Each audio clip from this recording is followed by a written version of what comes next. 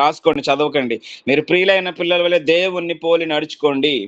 ఇది మన కాలింగ్, ఇది మన పిలుపు. దేవుణ్ణి పోలి నడుచుకోవడానికి ప్రభు మనల్ని పిలిచాడు.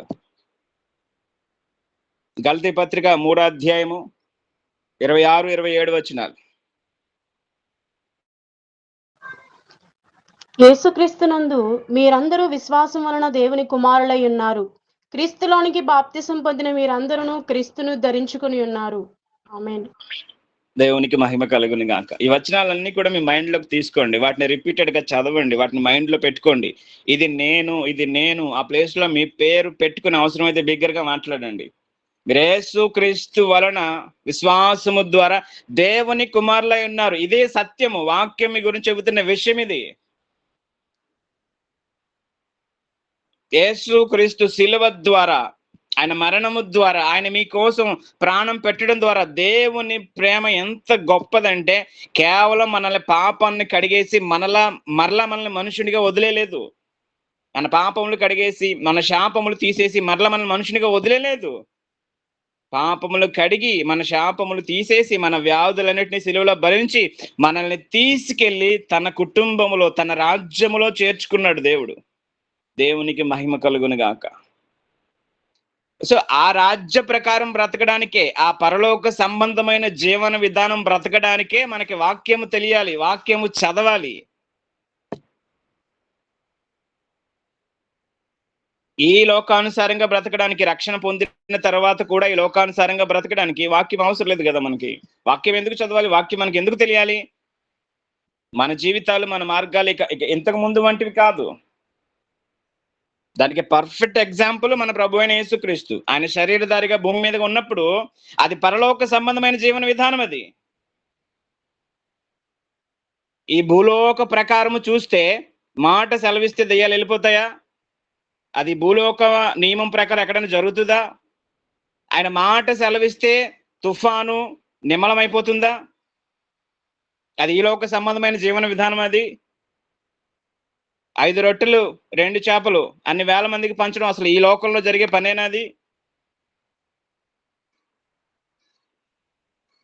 ఈ లోకంలో ఉంటూనే పరలోక సంబంధమైన శక్తి చేత, బలము చేత జీవించడము, అది యేసు ప్రభు ఒక్కరి జీవన విధానమే కాదు. యేసు ప్రభుని అంగీకరించిన ప్రతి ఒక్కరి జీవన విధానం కూడా అదే. యేసు ప్రభు జీవితంలో మాత్రమే అట్టి కార్యాలను, అట్టి జీవన విధానాన్ని మనం చూసామా? తర్వాత అపోస్తుల జీవితాల్లో మనం చూడలేదా? శిష్యుల జీవితాల్లో చూడలేదా? ఆ తర్వాత ఎందరో సేవకుల జీవితాల్లో ఆ శక్తిని మనం చూడలేదా?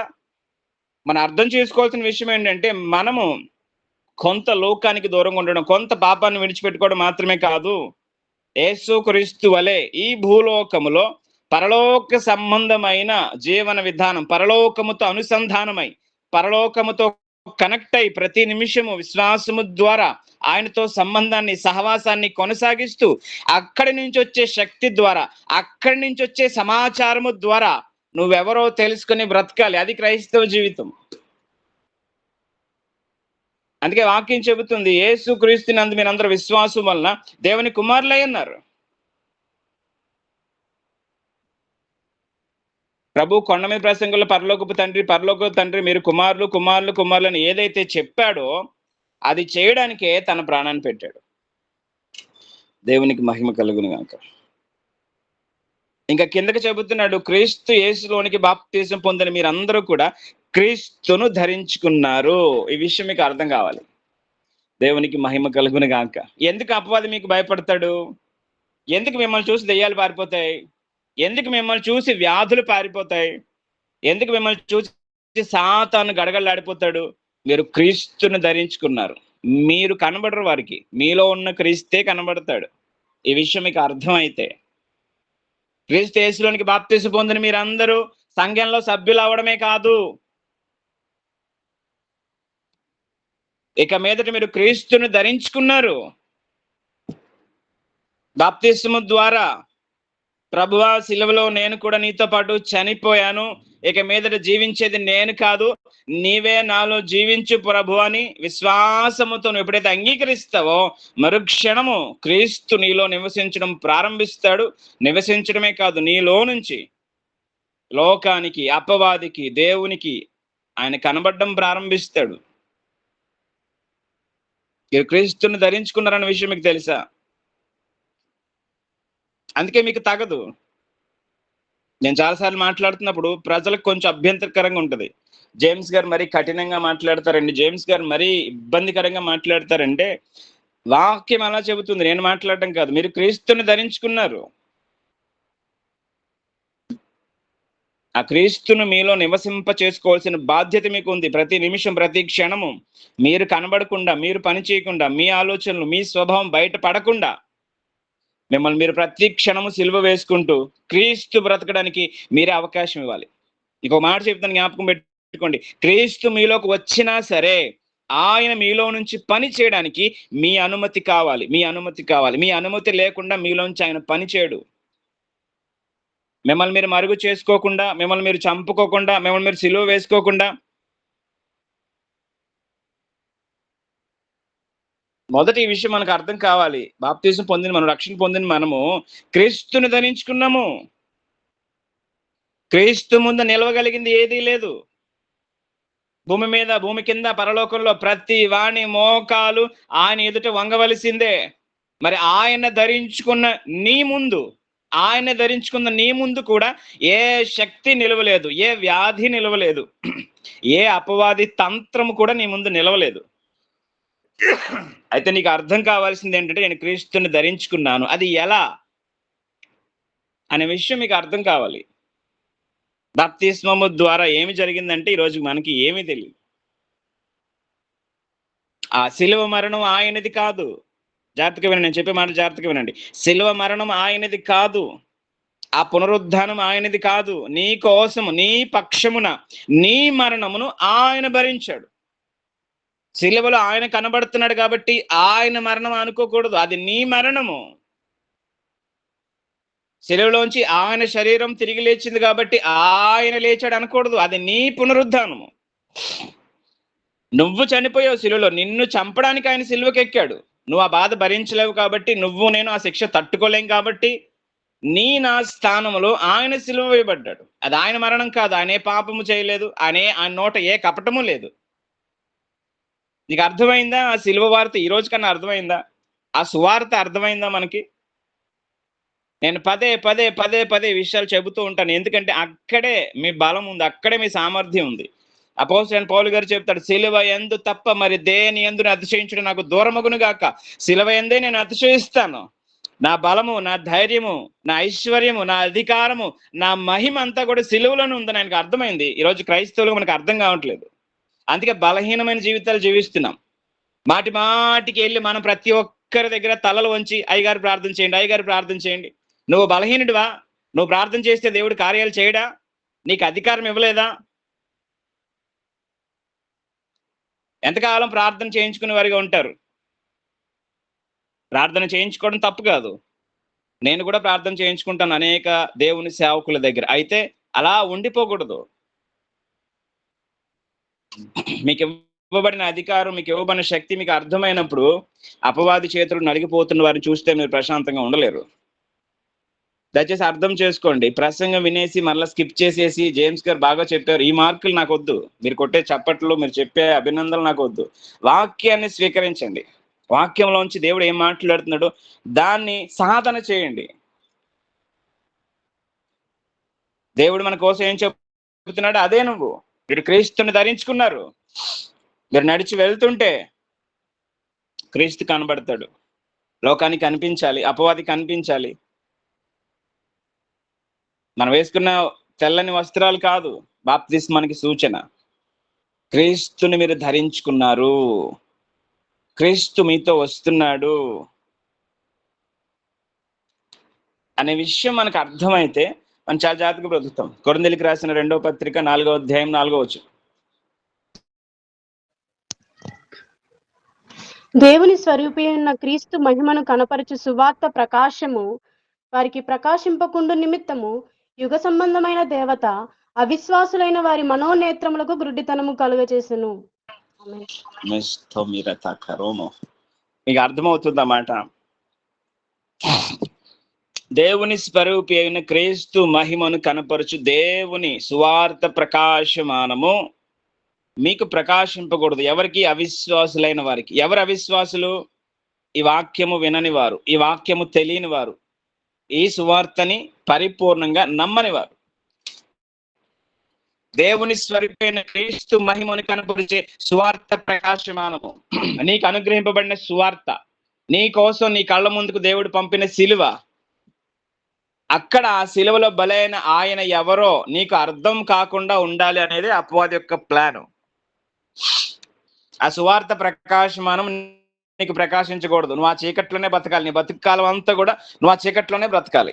ఆ సత్యం నీకు అర్థం కాకూడదు.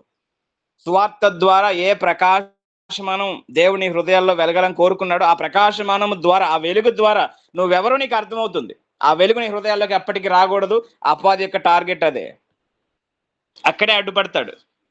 సువార్త ద్వారా, సువార్తలో ఉన్న వెలుగు, మహిమ, శక్తి, ప్రభావము నీ హృదయంలో రావడానికి వాడు ఎప్పటికీ ఒప్పుకోడు. దానికి వాడు వేసే ప్లాన్, ఉపయోగించే మార్గం ఏంటంటే అవిశ్వాసం.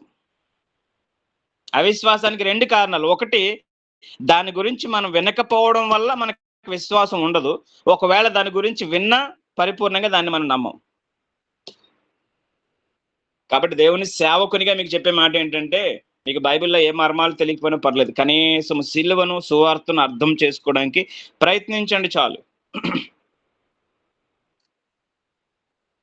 అపవాది యొక్క ప్లాన్ ఏంటంటే, మీ ఫైనాన్షియల్ విషయాల్లో వాడు అడ్డుపడ్డు, మీ హెల్త్ విషయాల్లో అంతగా అడ్డుపడ్డు, మీకు ఈ ఫిజికల్, ఈ భూ సంబంధమైన ఆశీర్వాదం దేని దగ్గర వాడు అడ్డుపడ్డు. ఎక్కడ మీకు అడ్డుపడతాడంటే, సువార్తలో ఉన్న మహిమ మీకు తెలిసిపోతే మీరు ఎంత బలవంతులైపోతారో వాడికి తెలుసు. కాబట్టి మీ మనోనేత్రాలు గుడ్డితనం కలుగు చేస్తూనే ఉంటాడు. మనము దీనికోసం ఎప్పుడు ప్రార్థన చేయము, అడగము.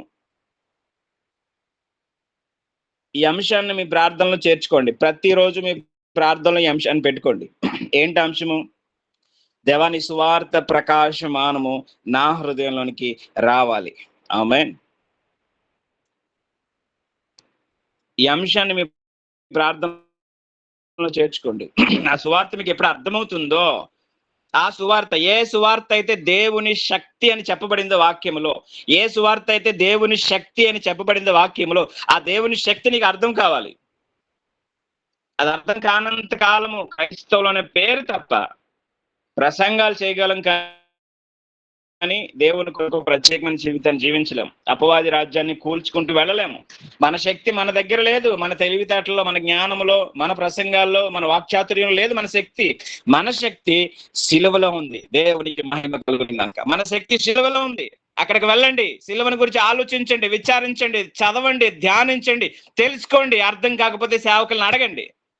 దేవుడు ఏ శక్తినైతే మీకోసం ఇచ్చాడో అది సిలువలో ఉంది, మీ జీవితాల్లో లేదు. అందుకే ఎఫెసీ పత్రిక 2వ అధ్యాయంలో చెబుతాడు, యేసు క్రీస్తునందు ఆయన మనకు చేసిన ఉపకారము, దేవుడు నీకు చేసిన ఉపకారం, నీకు ఇచ్చిన మహిమ నీ జీవితాల్లో కనబడదు. దేవుని శక్తిని అర్థం చేసుకోవడానికి నీ జీవితాన్ని స్టడీ చేస్తే నీకేం అర్థం అవదు. నీ జీవితం గురించి ఆలోచిస్తే నీకేం అర్థం అవదు. సిలువ దగ్గరికి వెళితే దేవుని శక్తి నీకు అర్థమవుతుంది. సిలువని గురించి ఆలోచిస్తే దేవుని శక్తి నీకు అర్థమవుతుంది. చాలా బాధాకరమైన విషయం ఏంటంటే, ఈరోజు ఆ సిలువ గురించి మాట్లాడే సేవకులు లేరు, ప్రసంగాలు చేసే సేవకులు లేరు. దానికోసం మీరు ప్రార్థన చేయండి. నీ సిలువ ఐశ్వర్యమును ప్రకటించే సేవకులను లేవనెత్తు ప్రభు అని ప్రార్థన చేయండి. నశించు వారికి అది వెర్రితనం కావచ్చు, కానీ రక్షింపబడుతున్న మీకు ఆ సిలువను గురించిన వార్త దేవుని శక్తి. అది మీకు అర్థమైతే చాలు, మీరు ఎవరో మీకు అర్థమైపోద్ది. అపవాదిని మీరు చిన్న పిల్లలు గోలిక్కే ఆడుకున్నట్టు ఆడుకుంటారు. మీరు ఆ శక్తి మీకు అర్థమైతే, ఆ సువార్త ప్రకాశం మనం మీలోకి వస్తే, ఇంకా అపవాది మీ ఎదురు నిలబడడం అసాధ్యం. దయచేసి గమనించండి దేవుని ప్రజలారా, సువార్త ప్రకాశమానము కొరకు మనం అనుదినం ప్రార్థన చేయాలి. ఒక మాట చేతి నేను ముగిస్తాను, సమయం అయిపోయింది. మార్కు సువార్త 16వ అధ్యాయము, మార్కు సువార్త 16వ అధ్యాయము 15 నుంచి 18 వరకు చదవాలి. మరియు మీరు సర్వలోకమునకు వెళ్ళి సర్వ సృష్టికి సువార్తను ప్రకటించుడి. నమ్మి బాప్తిసం పొందినవాడు రక్షింపబడును, నమ్మని వానికి శిక్ష విధింపబడును. నమ్మిన వారి వలన ఈ సూచక క్రియలు కనబడును. ఏవనగా, నా నామమున దెయ్యములను వెళ్ళగొట్టుదురు, క్రొత్త భాషలు మాట్లాడుదురు, పాములను ఎత్తి పట్టుకుందురు. మరణకరమైనది ఏది తాగినను అది వారికి హాని చేయదు. రోగుల మీద చేతులుంచినప్పుడు వారు స్వస్థత నొందుదురని వారితో చెప్పెను. ఆమేన్. దేవునికి మహిమ కలుగును గాక. ప్రభు చెప్పారు, ఆయన వెళ్ళిపోయే ముందు చెప్పారు శిష్యులకి, మీరు సర్వలోకానికి వెళ్ళి సువార్తను ప్రకటించండి, సువార్తను ప్రకటించండి, సువార్తను ప్రకటించండి. అందులోనే దేవుని శక్తి ఉంది. ఆ సువార్తను నమ్మి విశ్వసించి ఆ సువార్త ప్రకాశమానము పొందుకుని ఎవడైతే బాప్తిసం పొందుతాడో వాడు రక్షింపబడతాడు, అనగా దేవుని కుటుంబంలో చేర్చబడతాడు. ఆ నమ్మిన వాని వలన దేవునికి మహిమ కలుగును గాక. పాస్టర్ గారి వలన కాదు, సేవకుల వలన కాదు, గొప్ప గొప్ప బిషప్ల వలన కాదు, నమ్మిన వాని వలన, సువార్తను నమ్మిన వాని వలన అపవాది రాజ్యము కోల్చబడుతుంది. దేవునికి మహిమ కలుగును గాక. నమ్మిన వాని వలన ప్రభు చెప్పాడు, ఆయన నోరారా స్పష్టంగా ఆయనే చెప్పాడు స్వయంగా, నమ్మిన వాని వలన ఈ సూచక్రియలు కనబడతాయి. అయితే ఇక్కడ ఏం నమ్మాలి అనేది మనకు వచ్చే ప్రశ్న. ఏం నమ్మాలి? మనం ఏం నమ్ముతున్నాం? మనం దేవుడు మనం ఏం నమ్మాలని కోరుకుంటున్నాడు? నేను బాప్తీసం పొంది మారు మనసు పొందిన వ్యక్తిని మాత్రమే కాదు, నేను ఇక మీదట దేవుని కుటుంబంలో చేర్చబడిన వ్యక్తిని, క్రీస్తును ధరించుకున్న వ్యక్తిని, ఇక మీదట ఈ లోక ధర్మమును అనుసరించి నడుచుకునే వాడిని కాదు. నేను యేసు క్రీస్తు నందు విశ్వాసం వలన దేవుని కుమారుడిగా నన్ను దేవుడు చేశాడు. బాప్తిస్మం ద్వారా ఈ కార్యక్రమం ప్రారంభమైంది. బాప్తిస్మము ద్వారా నేను, నా ప్రాచీన పురుషుడు నేను అని పిలువబడుతున్న జేమ్స్ ఎవరైతే ఉన్నాడో అతడు శిలువ ద్వారా, ప్రభువా శిలువలో నీవు మరణించిన మరణము అది నాది అని పూర్తిగా నేను స్వీకరించి, నేను నీతో పాటు సమాధిలోనికి వచ్చి మరలా సమాధిలోంచి నేను ప్రభువా నీతో పాటు తిరిగి లేచాను. ఇక మీద నేను ఈ లోకానికి సంబంధించిన వ్యక్తిని కాదు, పరలోకానికి సంబంధించిన వ్యక్తిని. గుర్తుపెట్టుకోండి. విశ్వసించిన ప్రతి ఒక్కరు, సువార్త నమ్మిన వరకు అర్థం చేసుకోవాల్సిన విషయం ఏంటంటే, నేను ఈ లోకానికి సంబంధించిన వాడిని కాదు. ఈ లోక నియమాలు, ఈ లోక ధర్మాలు, ఈ లోకపు సిస్టమ్స్ ఇక ఫాలో అవ్వకూడదు. మీరు ఈ లోక మర్యాదను అనుసరించొద్దు అని వాక్యం చెబుతుంది కదా. ఇక మీద నేను పరలోకానికి సంబంధించిన వ్యక్తిని. ఆ సువార్తలో ఉన్న దేవుడు చూపిన ప్రేమ, దీని గురించి ఇంకా చాలా వివరంగా లోతుగా మాట్లాడాలి, కానీ టైం సరిపోదు. ఆ సువార్త శిలువ మహిమైశ్వర్యము మనకి ఎప్పుడైతే అర్థం అవుతుందో, ఆ మరణాన్ని మీరు ఎప్పుడైతే మీ మరణంగా స్వీకరిస్తారో, నేను చనిపోయాను, ఇక మీదట నేను నాలో నివసించడానికి కనబడడానికి వీల్లేదు. అపోస్తలుడైన పౌలు చెప్తాడు, పౌలయ్య గారు చెప్తారు, నేను క్రీస్తుతో కూడా సిలువేయబడ్డాను, జీవించేది నేను కాదు. ఇది క్రైస్తవ జీవితం. ఇది మనకు అర్థం కావాలి. మీలో మీరు జీవించకూడదు, క్రీస్తే జీవించాలి అన్న విషయం మీకు అర్థమయ్యి దాన్ని నమ్మినప్పుడు, ఆ నమ్మిన వాని వలన ఈ సూచక్రియలు కనబడతాయి. దీనికి ఏ బిషప్ అవసరం లేదు, ఏ డాక్టర్ అవసరం లేదు, ఏ రెవరెండ్, ఏ పాస్టర్ అవసరం లేదు. సువార్త అర్థమైతే అపవాది రాజ్యాన్ని నువ్వు కోల్చగలుగుతావు. అధికారము మీకు ఇచ్చాడు దేవుడు. మీరు ప్రార్థన చేస్తే దయ్యాలు పారిపోతాయి, మీరు ప్రార్థన చేస్తే రోగులు స్వస్థత పొందుతారు, మీరు ప్రార్థన చేస్తే అపవాదికి లయపరచబడతాయి. ఈ లోక సంబంధంగా మనుషులు చేసే ఏ ప్రయత్నం కూడా మీకు హాని చేయలేదు, దేవుడు అనుమతి ఉంటే తప్ప. దయచేసి గమనించండి, విషయాలు మీరు అర్థం చేసుకోవాలని కోరుకుంటున్నాను. మనం ఎవరో మనకు అర్థం కాకపోతే, ఆ విషయాలు మనం ధ్యానించడానికి వినడానికి ఇష్టపడకపోతే, దేవుడు మనకి ఇచ్చిన అధికారం మనకు అర్థం కాకపోతే, మన జీవితాంతం మన బలహీనంగానే బ్రతుకుతాం. కాబట్టి దయచేసి ఈ విషయాలను గమనించండి. దేవుడు మనకి అధికారం ఇచ్చాడు, తన పిల్లలుగా చేసుకున్నాడు. దీని అంతటి వెనకాల ఒక్కటే కారణం, దేవుని ప్రేమ, సిలువ. సిలువ ద్వారా తన ప్రేమను, తన కృపను, తన అధికారాన్ని, దేవుని కుమారుడు అవ్వడానికి ఏ అర్హతలు కావాలో, ఏవి అడ్డుగా ఉన్నాయో వాటన్నిటిని తీసివేశాడు ప్రభు. అవన్నీ నువ్వు డీటెయిల్ గా వాక్యం నుంచి చదువుకోవాలి, తెలుసుకోవాలి. అది మాత్రమే కాదు, ఆ విశ్వాసానికి విధేయులై బ్రతకాలి. సిలువ ఏం చెబుతుంది? నువ్వు చనిపోయావని చెబుతుంది. సిలువ నువ్వు యేసుక్రీస్తు పాటు తిరిగి లేచావని చెబుతుంది. సిలువ నువ్వు పరలోక సంబంధం అని చెబుతుంది. ఇవన్నీ చెబుతున్నప్పుడు ఈ లోకంతో నీకు సహవాసం ఉంటే, ఇంకా నువ్వు లోకాన్ని పాపముతో సంబంధాలు పెట్టుకుని బతుకుతుంటే నువ్వు ఎలా పరలోక సంబంధం అవుతావు? ఎలా దేవుని శక్తి నీలో నివాసం చేస్తుంది? గమనించండి, దేవుడు చేసిన దాన్ని విశ్వసించడం ఎంత ప్రాముఖ్యమో ఆ విశ్వాసానికి లోబడి బ్రతకడం కూడా అంతే ప్రాముఖ్యం. అటు జీవితాన్ని మనం ఎప్పుడైతే ప్రారంభిస్తామో దేవుడు కోరుకున్న ఒక శక్తివంతమైన జీవితం, దేవుని కుమారుని వలె ఈ భూమి మీద బ్రతకడం మనకు సాధ్యం అవుతుంది. దయచేసి ఈ విషయాలను గమనించండి. దేవుడి వాక్యం మన అందరి వెనుకల్లో దీవించి ఆశీర్వదించును గాక. దేవునికి మహిమ కలుగును గాక. అందరికీ వందనాలు. Praise Lord. ఆమేన్ ఆమేన్. Praise Lord. ప్రైజ్ లార్డ్ అండి. మరి మనం అపరాధముల చేతను పాపముల చేతను చచ్చిన స్థితిలో మనం ఉండగా మరి క్రీస్తుతో కూడా ఆయన మనల్ని బ్రతికించాడని, మరి పరలోక సంబంధమైన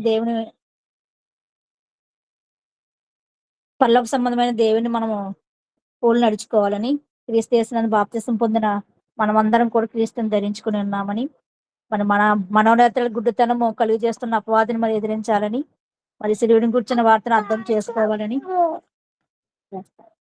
సిలువను కూర్చున్న వార్త నశించిపోతున్న వారికి వేరేతనము కానీ మనకి మనం రక్షించబడుతున్న మనకి దేవుని శక్తి అని, మరి సర్వలోకానికి వెళ్ళి సృష్టిని సువార్తను ప్రకటించాలని, నమ్మిన వారు రక్షించబడతారు, నమ్మిన వారికి శిక్ష విధింపబడినని మరి అన్ని విషయాలు చక్కగా వివరించున్నారు. ప్రేజరాడ మనకు దేక ప్రేజరాడ